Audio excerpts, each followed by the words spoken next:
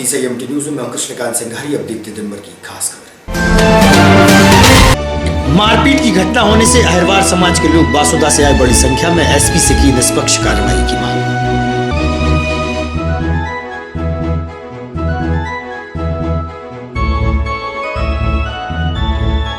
गांव के ही दबंगों द्वारा जबरन पूर्वजों की समाधि की जगह पर किया जा रहा है कब्जा। कलेक्टर के पास पहुंचे न्याय मांगने।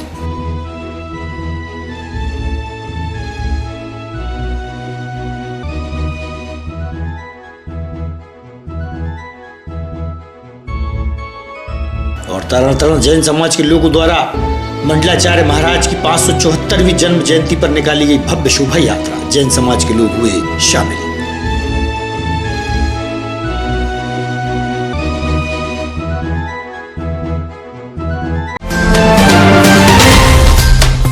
अब खबर विस्तार से। बासुदा से बड़ी संख्या में अहिरवार समाज के लोग जिला मुख्यालय पहुंचे, जहां एक परिवार के सदस्यों ने बताया कि उनके पिता और भाई के साथ मारपीट की गई थी, जो कि लक्ष्मीकांत मरखेड़कर के यहाँ पर कार्य करते थे। वहीं किन्हीं लोगों द्वारा मारपीट की गई थी। पुलिस द्वारा पीड़ितों पर ही केस दर्ज कर लिया गया। पीड़ित परिवार सहित समाज के लोगों ने एसपी मोनिका शुक्ला को ज्ञापन सौंपकर निष्पक्ष कार्रवाई की मांग की है।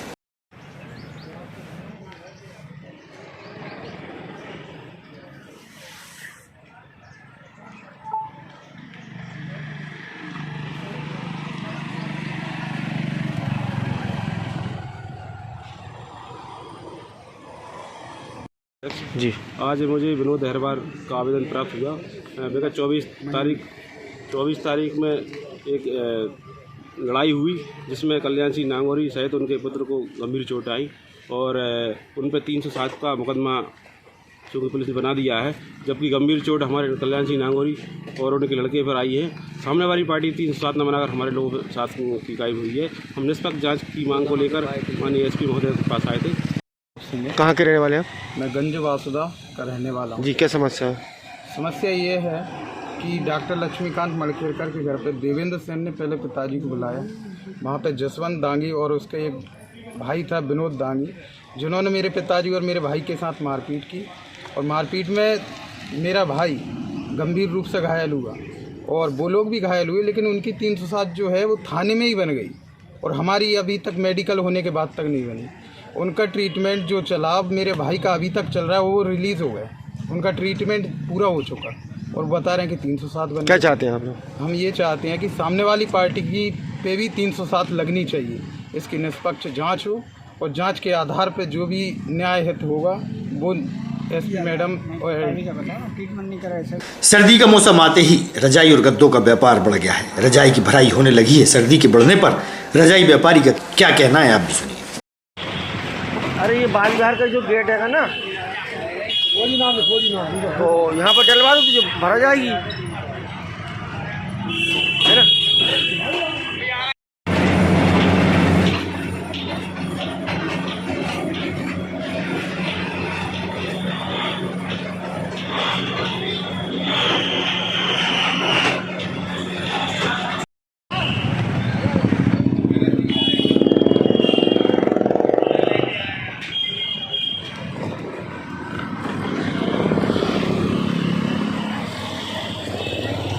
बाल विहार में रजाई गद्दे भरने की दुकान है। अभी जो सर्दी का मौसम आ गया तो ऐसे में जो रजाई जो टाँकने का काम होता है, भरने का काम होता है, ये रुई कहाँ से आती है, किस तरीके से? सब भोपाल से आती है, मालवा क्षेत्र से आती है। किस तरीके से तैयार करते हैं आप लोग? ये तैयार होती है, मशीन से होती है, सब धुनाती है, भराती है, दगाई होती है, लेबर काम होता है इसमें। कौन कौन सी रुई का इस्तेमाल किया जाता है रजाइयों में? इसमें रंगीन करा जाता है, टेरिकाट करा जाता है, सूती काटन रुई करा जाता है। क्या भाव है अभी? रुई सब भाव की 40 रुपये किलो है, 50 है, 60 है, 100 है, 120 है।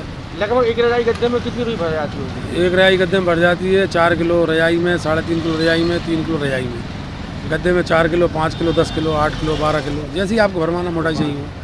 गठेरा तहसील त्योंदा के निवासी एक परिवार के लोग प्रशासन के पास आए, जहां उन्होंने बताया कि उनके पूर्वजों की समाधि वाले स्थान पर कुछ असामाजिक व दबंगों द्वारा जबरन कब्जा किया जा रहा है। दबंगों से न्याय मांगने कलेक्टर के पास जा पहुंचे।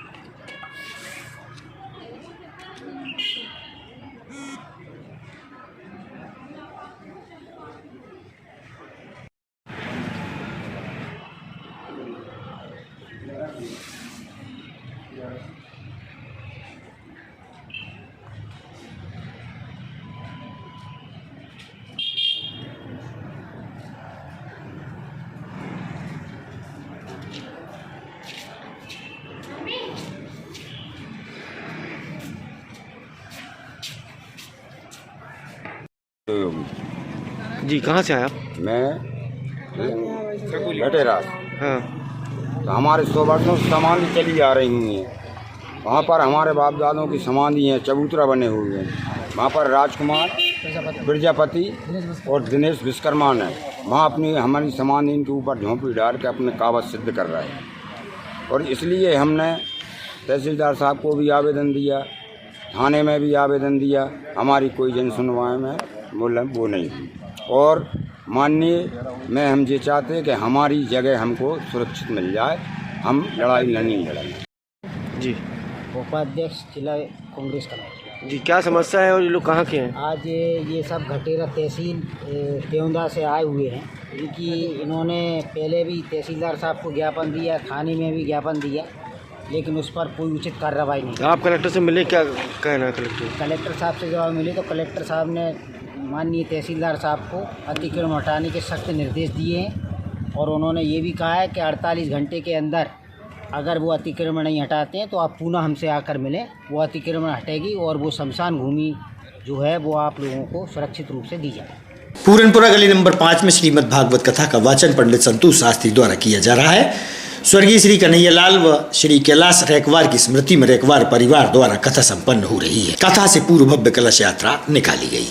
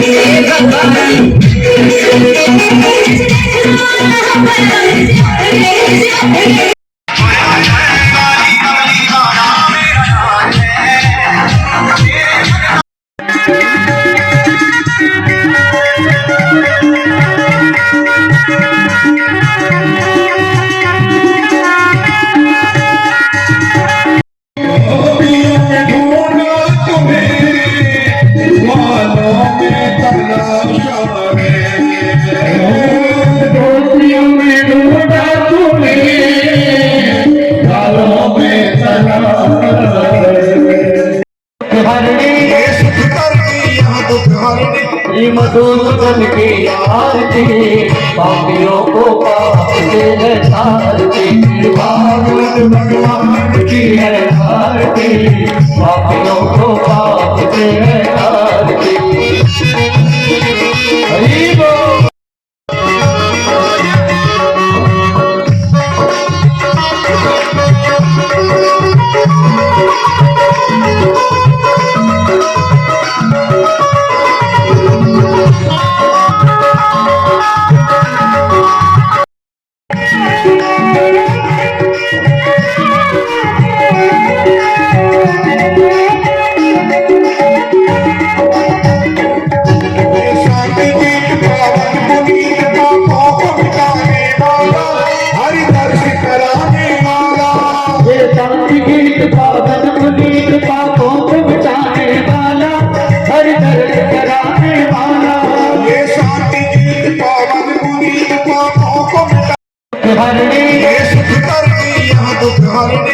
मधुसूदन की आरती पापियों को पाप से है तारती, भागवत भगवान की है आरती पापियों को पाप से है तारती। हरि बोल। मुक्तिधाम सेवा समिति द्वारा बुधवार को शहर के जाने माने पत्रकारों की याद में औषधीय पौधे रोपित किए गए। वही दिवंगत पत्रकारों की याद में मुक्तिधाम परिसर में 2 मिनट का मौन धारण कर हरितमय श्रद्धांजलि दी गई। इस मौके पर वरिष्ठ पत्रकार व समाजसेवी मनोज पांडे सहित शहर के वरिष्ठ व गणमान्य उपस्थित थे। मुक्तिधाम सेवा समिति द्वारा बुधवार को शहर के जाने माने पत्रकारों की याद में औषधीय पौधों का रोपण किया गया। इस अवसर पर स्वर्गीय रमेश चंद्र अग्रवाल के जन्मदिन पर भी पौधारोपण हुआ।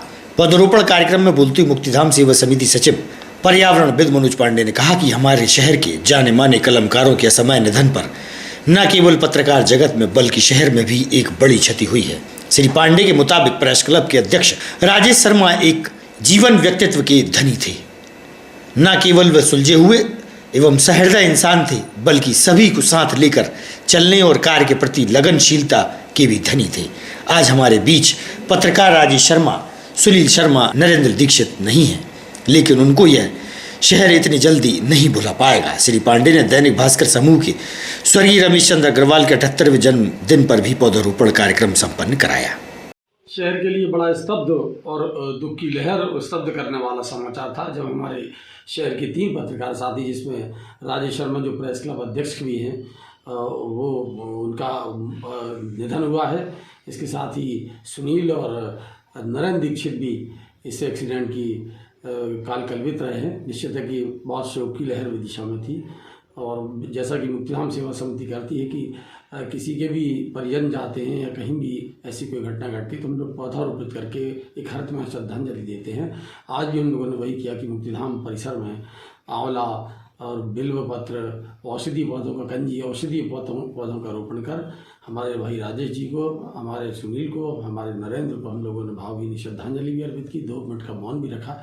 साथ में एक और प्रसंग था कि 78 साल जो अपने जन्मदिन के पूरे कर चुका, आज दुनिया में नहीं है रमेश अग्रवाल जी, दैनिक भास्कर के संस्थापक सदस्यों में से एक थे वो, बल्कि प्रमुख मैं कहूँ, जिन्हें पत्रकारिता जगत में पूरे देश में एक तरह से नाम भी खुद का रोशन किया हो, पत्रकारिता जगत में लोगों के लिए एक मिसाल बन के काम आए।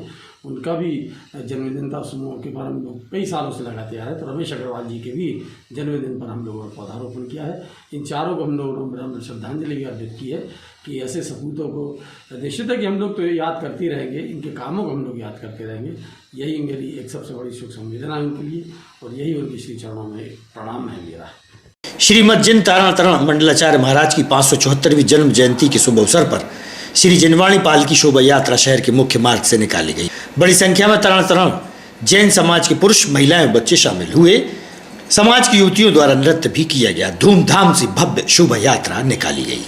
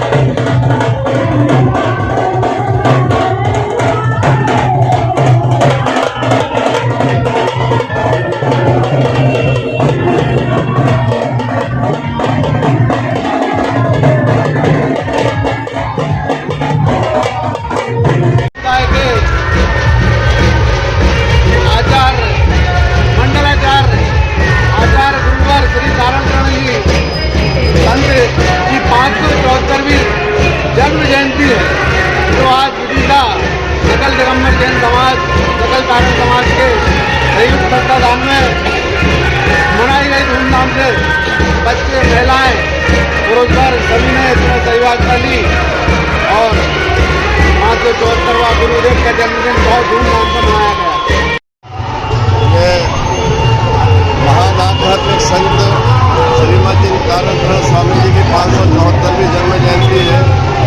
इसको पूरे देश में बड़े हर्षोल्लास के साथ मनाया जा रहा है और ये मध्य प्रदेश के लिए सौभाग्य की बात है कि उनके चारों तीर्थ क्षेत्र यहीं पर स्थित हैं।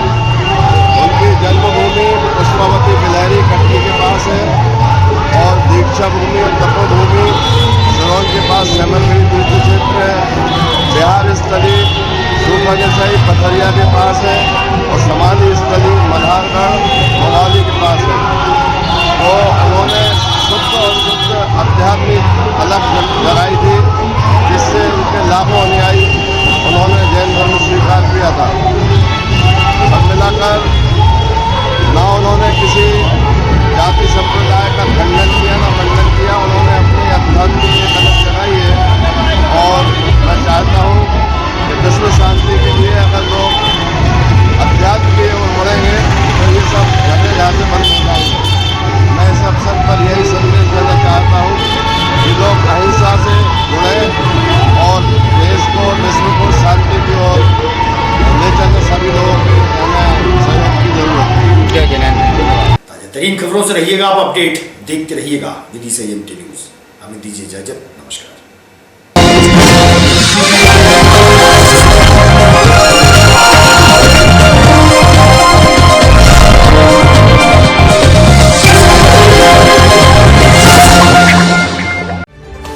खबरों में फिलहाल इतना ही। शहर की ताज़ा तरीन खबरें अब आपके मोबाइल पर भी उपलब्ध है। YouTube पर EMT न्यूज 24/7 को सब्सक्राइब करें और जानें शहर की ताज़ा तरीन खबरें। और हाँ, बेल आइकन को दबाना ना भूलें, जिससे आप रहे हर खबर से अपडेट।